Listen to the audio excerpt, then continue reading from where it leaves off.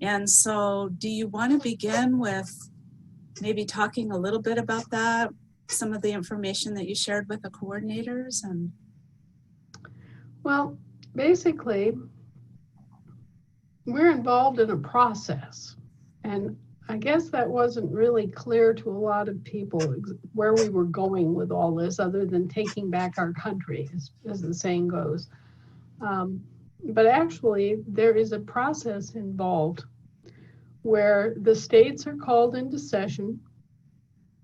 And, at least for this round, we had to go back and backtrack a little bit on that in order to get people declared in their proper political status so that they could bring the states back into session. So we had that whole rigmarole, but we got past that, and the first step is to call the states into session. And once the states are in session, then to take care of vital housekeeping, let's call it, such as the roll call vote that we recently have undertaken to formally acknowledge, accept, and enroll all of the states that were formed during and after the Civil War. And that was necessary because of the entire history that we've laid out for everyone concerning the Civil War and how that disrupted the operations of both our government and the federal government. So there's still that reconstruction left over from the Civil War to do.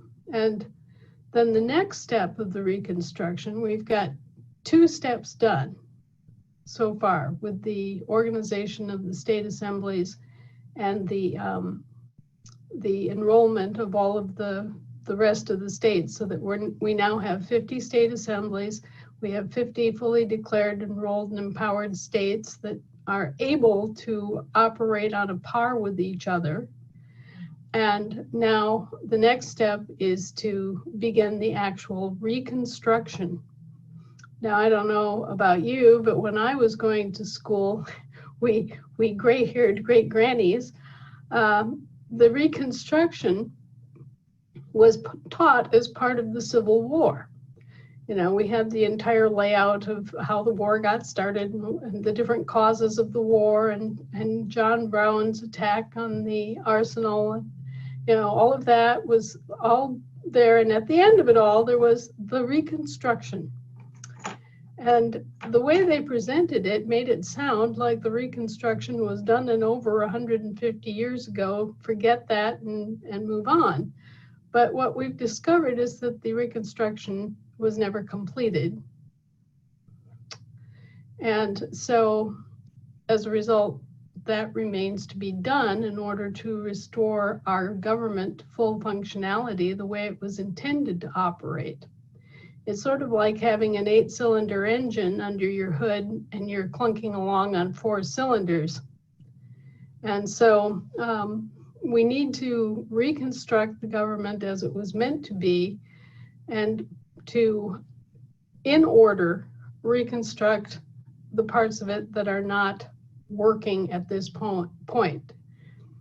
And the part of our government, the American government, that was taken out in the Civil War is called the Confederation. Now, if you remember my hat trick. Yes, indeed. Okay, so we have the 3 parts of our American government: the Union, the Federation, and the Confederation. And the Confederation stopped operating in 1861 when the South walked out of the Congress and left the Congress without the ability to conduct business. So the Confederation Congress stopped working then and has never resumed working. All right, so that 1/3 of our government has been inoperable since the 1860s.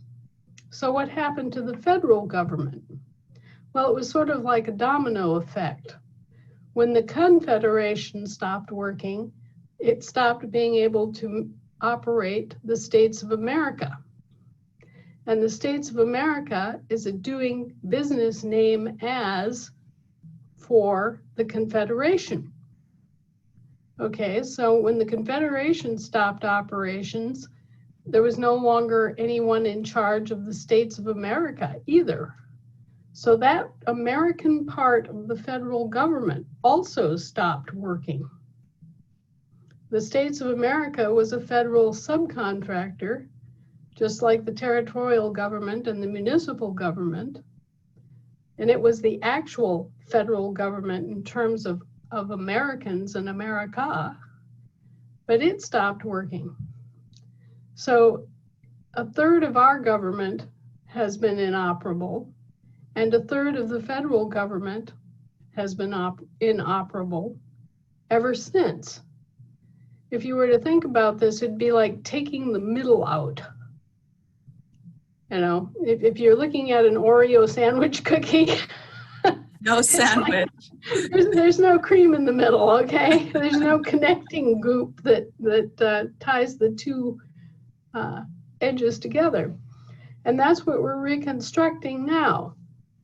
So it's important to understand that the Confederation, which is the missing 1/3 of our American government, had members just like the Federation.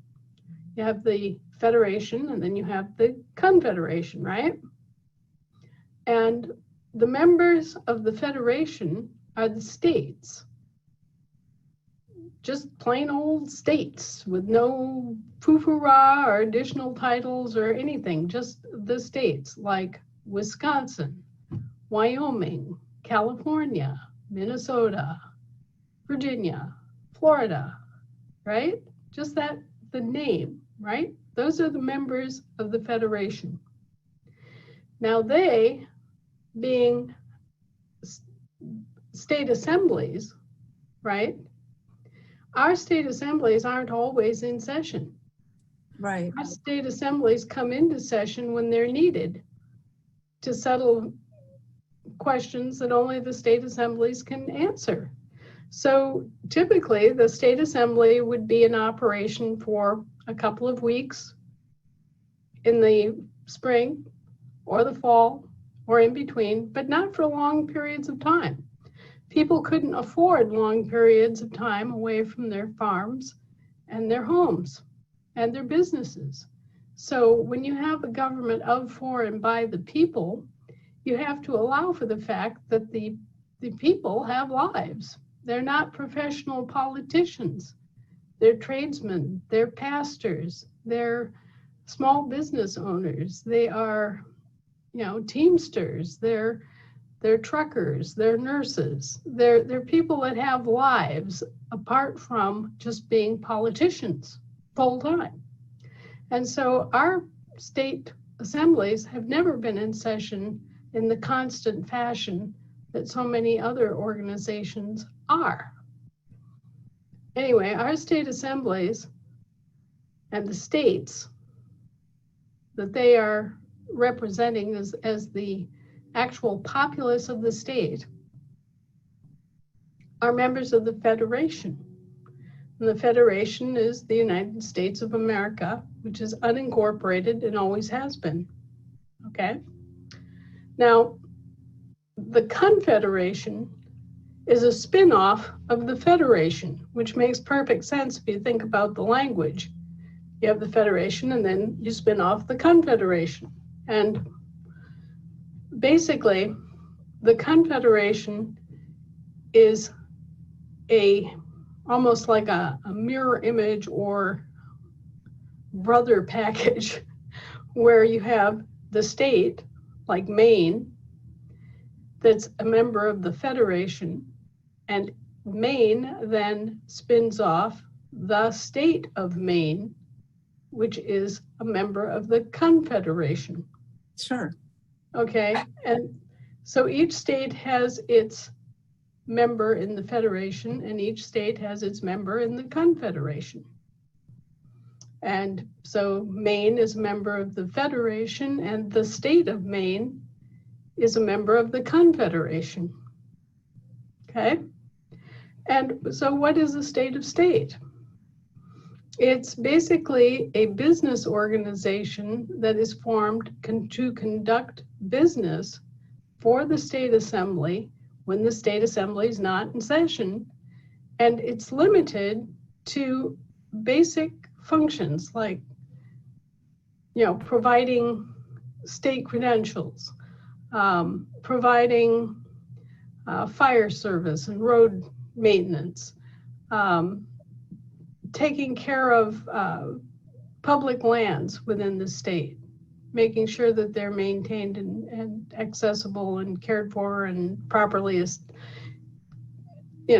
looked after, okay? So that's what a state of state is supposed to do. And the entire thing is not that much different than what we've had, except that what we should have are American states and American states of states in charge of our assets and resources, not state of states that are sponsored by foreign subcontractors. And that's what's been happening. We've had foreign territorial and municipal state of state organizations in here being operated by district assemblies, which are foreign. And they've been basically operating our government for us because we haven't been organized and haven't done so. Right. And of course, it wasn't to their advantage to tell us anything about this at all. No. It was to their advantage to sit mum and just, let us continue on in our semi-somnolent state, assuming that they were us when they're not, and letting them do whatever they wanted to do with us and our assets. So finally, each state will now, in the third step of the reconstruction process, be creating its state of state member. And there are a number of ways that we can do that. There are different contractual venues and ways that a state of state could be constructed. And in the next week or two, we're going to be poring over those options to make a recommendation back to the states. Because maybe, and we're not saying one way or another, but maybe there's a better option than a constitution for a state of state organization. All constitutions are debt agreements. And a constitution between a state and a state of state, which everybody calls the state constitution, right? Even though it's a state of state that we're actually contracting with to do business for us, right? Mm-hmm. Is one form of contract. A constitution is one form of contract by which you can guarantee payment for services and stipulate what the services are and all of that. But there are other forms of contract that may work just as well or even better than a constitution to do the same thing. And that's what we're going to be considering in the next couple of weeks. The other thing that we're going to be considering is the development of a template. Now, this is not any kind of hard and fast rule of thou shalt adopt this template and adhere to it without any alteration. That would not be within our proper role or anything of the sort. But as an attempt to make our best effort in terms of making all of the bases covered that need to be covered in a document like this, and giving the states something to start with and to consider their own needs, we're going to be offering that to the states as a framework. Makes sense. And from there, once the states have their state of state organizations organized and identified and defined, then those state of state organizations will be able to join together under the Articles of Confederation and reinstitute, restore the Confederation that broke apart in the 1860s. So now you'll have an operating confederation doing business for the states and taking care of a lot of routine business, but it will be an American organization. It will be all American states of state members, right? And the confederation will then be able to go on to the next step, which is forming the States of America as a business organization, a doing business name as for the Confederation. And the States of America then functions under the Constitution for the United States of America, right? Mm-hmm. Yeah. To operate the Federal Republic, which is the American part of the federal government that has been missing all these years. Got it. And that was under the 1787, right? That's yes, the original, what they call the original equity contract in 1787. And that is the Constitution that the American subcontractors are owed. So first we have our state assemblies come into session. The states then each one creates their own state of state organization. The state of state organizations get together to recreate the confederation. Mm-hmm. And then the confederation adopts a doing business name of States of America and begins operation of the Federal Republic that is the American part of the federal government. So it comes full circle then. Right. Because it was all run by Americans back then. But when the dominoes fell, the Confederation and the doing business as the United States just dissipated.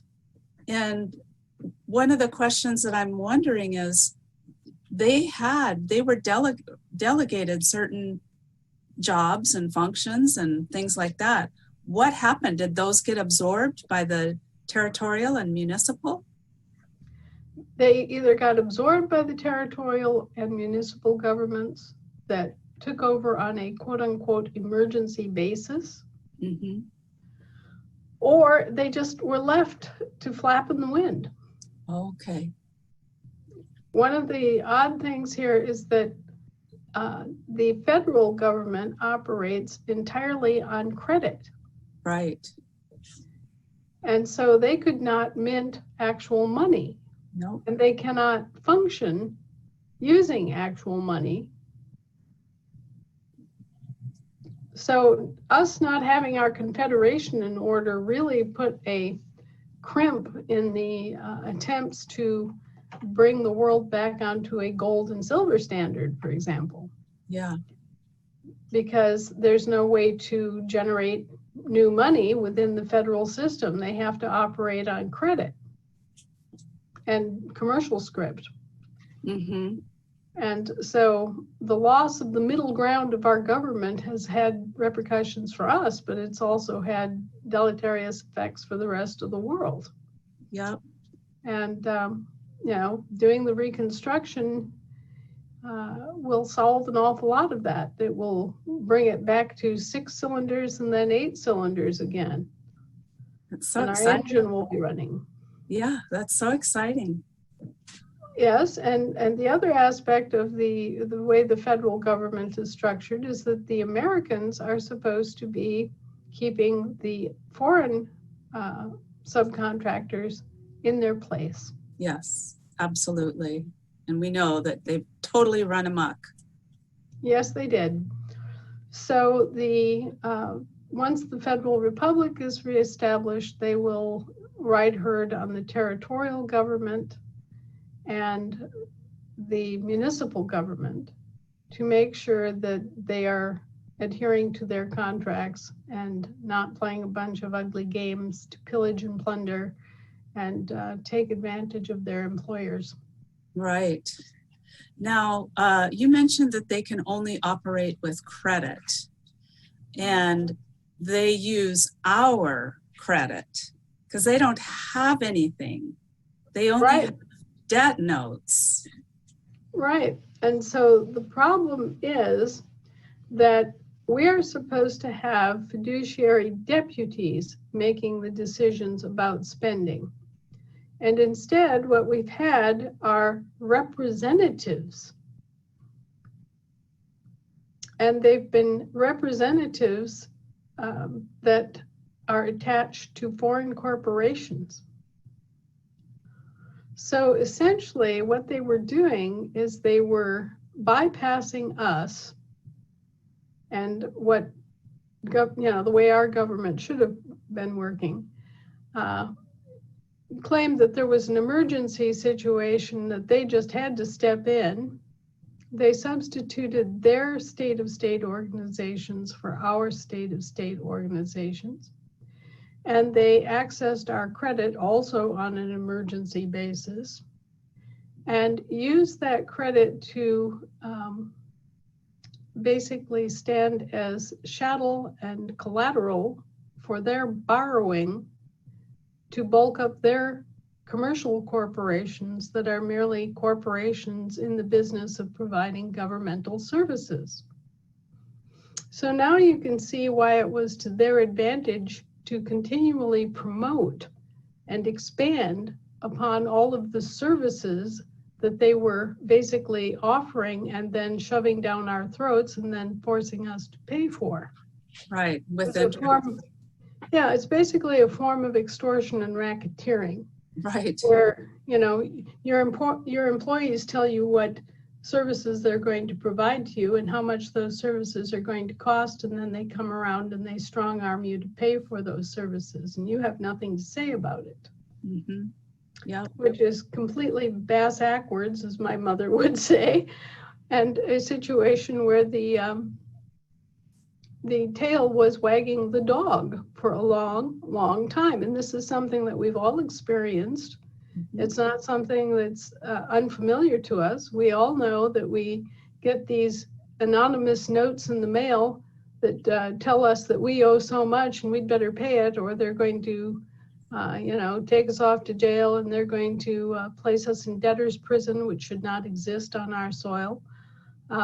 They offer to sell our homes and property out from underneath us in property taxes, which we don't owe to ourselves and which we don't owe for them. There are a lot of different aspects of this that have been very difficult and very backward, upside down and backward.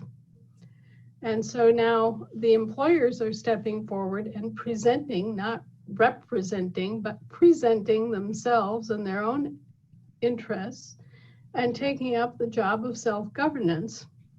And we would have done this immediately after the Civil War, except for various semantic deceits and omissions deception by omissions that were committed by our employees.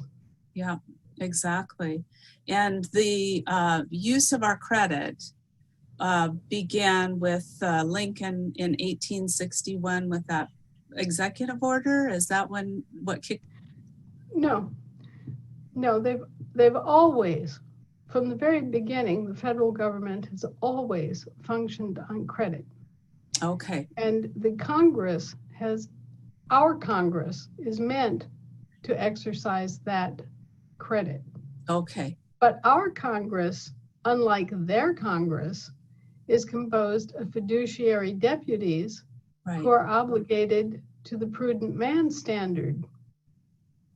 And unlike their Congress, if our fiduciary deputies fail to act in a prudent way with our money and our credit, they can be recalled. Even the Senate can be recalled. See, they set things up to benefit themselves and their little corporations without that benefit of fiduciary office. Right. They have no. Right. They have no fiduciary office. They are not responsible to us. And what they do is they basically take our proxy. Yes. When people vote in their private corporate elections, it is presumed that the people know what they're doing and that they are offering to serve as collateral for the spending of the politicians who are going to represent them as proxies in Washington, D.C.